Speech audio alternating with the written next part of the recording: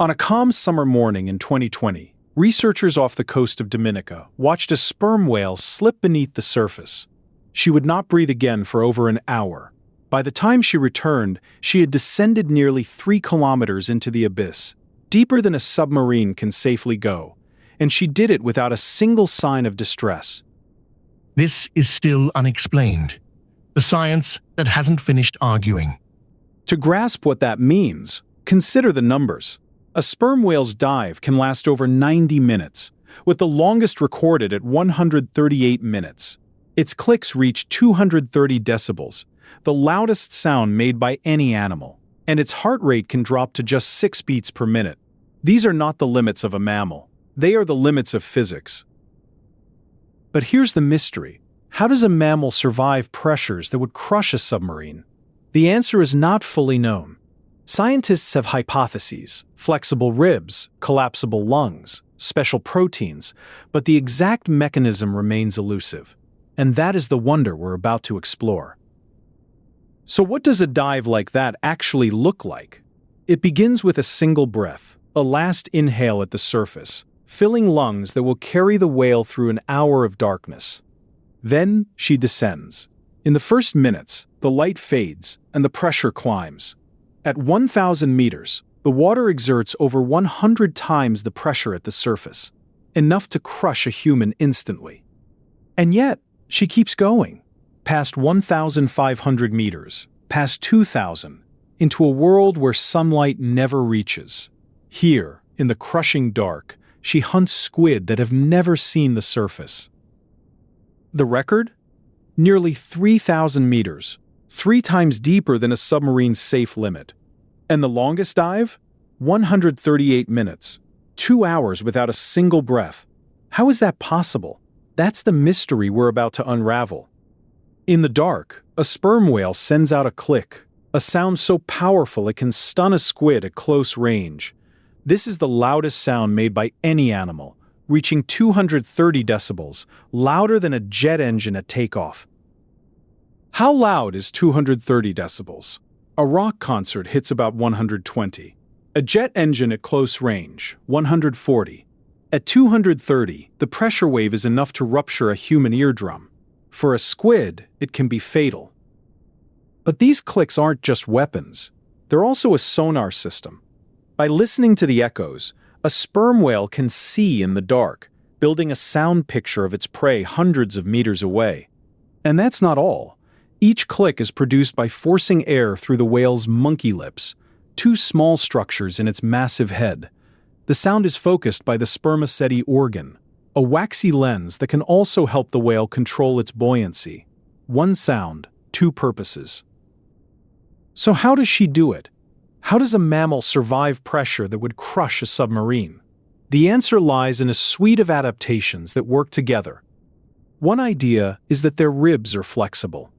As the whale dives, its ribs bend inward, letting the lungs collapse safely. This reduces buoyancy and saves oxygen. But collapsing lungs means no fresh oxygen. So the whale relies on oxygen already stored in its muscles and blood, thanks to high levels of myoglobin, an oxygen-binding protein. And her heart slows dramatically, to just 6 beats per minute. That conserves oxygen and keeps her brain and vital organs supplied. Still, scientists debate the exact details. The flexible ribs, the myoglobin, the slow heart, each piece helps, but the full picture remains incomplete. That's the mystery. Even with these adaptations, we don't fully understand how she survives the crushing depths. How does a whale survive the deep alone? For the females, the deep is not a solo hunt. It is a family matter. They live in matrilineal units, grandmothers, mothers, and calves, bound together for life. And in these units, knowledge is not instinct, it is taught. A mother shows her calf how to hunt a particular squid, how to navigate a seamount. The calf learns by watching, by listening. But here's the twist. Different clans do not share the same dialect. Each clan has its own set of clicks, its own coda patterns, and a calf does not inherit its dialect. It learns it from its mother. This is culture. and it is passed down through generations, much like human culture. The PNAS study calls it vocal traditions, a living library held in the minds of grandmothers. So when a grandmother dives, she carries the memory of her clan, and when she surfaces, she passes it on. The deep is not just a place of pressure and darkness, it is a schoolroom. But the same ocean that schools her also hides her final secret. For all we know of her dives and her clicks, the precise mechanics of her pressure-proof body remain a mystery. Scientists still debate how she avoids the bends, how her lungs truly behave at depth. Consider the numbers. A dive to 3,000 meters, a heart rate of 6 beats per minute, a click at 230 decibels. Each is a record. Together, they form a portrait of an animal that defies the rules of biology. And yet, the more we learn, the more extraordinary she becomes. Her brain, the largest of any animal, weighs 9 kilograms. Her social bonds last a lifetime. Her culture spans generations. But the deepest dive of all may be the one we cannot measure. The dive into our own ignorance. Every unanswered question is a reminder of how much remains hidden in the abyss. But the spermaceti organ does more than focus sound. It also helps the whale control its buoyancy. As the whale dives, the waxy substance cools and solidifies, making the whale denser and helping it sink. On the way up, blood flow warms it, melting the wax and making the whale more buoyant. This clever system is another piece of the puzzle. That 9-kilogram brain is the largest of any animal. But it's not just size that matters. The brain is highly convoluted, with a complex structure that may support advanced social cognition. This could be why they have such intricate cultures and dialects. In the pitch-black depths, they rely on echolocation to find squid. But the clicks can also stun prey, a tactic that's still being studied. Some researchers believe the loud clicks create a pressure wave that disorients or even kills squid, making them easier to catch. Decompression sickness, the bends, is a danger for human divers. Nitrogen dissolves into the blood and forms bubbles on ascent. Sperm whales dive so deep that their lungs collapse, which may prevent nitrogen absorption. This is a key adaptation that scientists are still investigating. That record 138-minute dive is over 2 hours without a breath. How is that possible? It's not just about oxygen storage. The whale may also slow its metabolism and shut down non-essential functions. This extreme dive is a testament to the whale's incredible physiological control. But the dialects aren't just a curiosity. They're a form of cultural identity.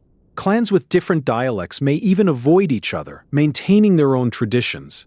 This means that sperm whale culture is not just about knowledge, it's about belonging to a group with its own unique way of life. Grandmothers teach hunting techniques, migration routes, and even how to avoid dangers like orcas. This knowledge is critical for survival. Without it, a calf might not know where to find food or how to navigate the vast ocean. It's a true living library. But this culture is fragile. Commercial whaling in the 19th century killed an estimated 300,000 sperm whales, wiping out entire clans and their knowledge. Even today, populations are recovering slowly. The loss of these cultural groups is a tragedy we're only beginning to understand.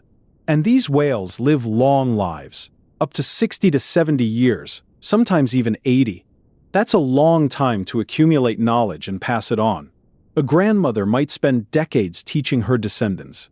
This longevity is crucial for the transmission of culture across generations. And they're not just in one ocean. Sperm whales are found in all deep oceans, from the Arctic to the Antarctic. They're true global wanderers, but each population has its own unique culture. This global presence makes them a key species for understanding ocean health. So the next time you think of a sperm whale, remember, it's not just a diver or a hunter. It's a keeper of stories, a teacher, a grandmother. Its clicks are not just sounds, they're a language, a culture, a history, and we are only just beginning to listen. At 3,000 meters, the water pressure exceeds 300 times that at the surface, enough to crush a submarine. Yet the whale's body is not rigid, it's designed to flex. Its ribs bend, its lungs collapse, and its blood shifts to protect vital organs. This is not just adaptation, it's a masterclass in physics. In this crushing darkness, the whale navigates with precision. Each click is a pulse of sound that travels through water, bouncing off prey and returning as an echo. This isn't just a simple sonar, it's a sophisticated system that allows the whale to see in 3 dimensions, even in complete darkness. The clicks are so precise that they can distinguish between different types of squid. But the most remarkable adaptation may be social. Grandmothers don't just teach hunting techniques, they pass on the clan's history, its stories, its very identity. This knowledge is so vital that a calf without it might not survive. In a way, each whale is a living book, and the ocean is its library. So we return to the surface, to the breath that began it all. The mystery is not a failure of science. It is the invitation. The whale holds her breath for 90 minutes, and we hold ours, waiting for the next secret to surface. Some questions still don't have an ending. Subscribe for the next one. Up next, these creatures shouldn't survive the deep.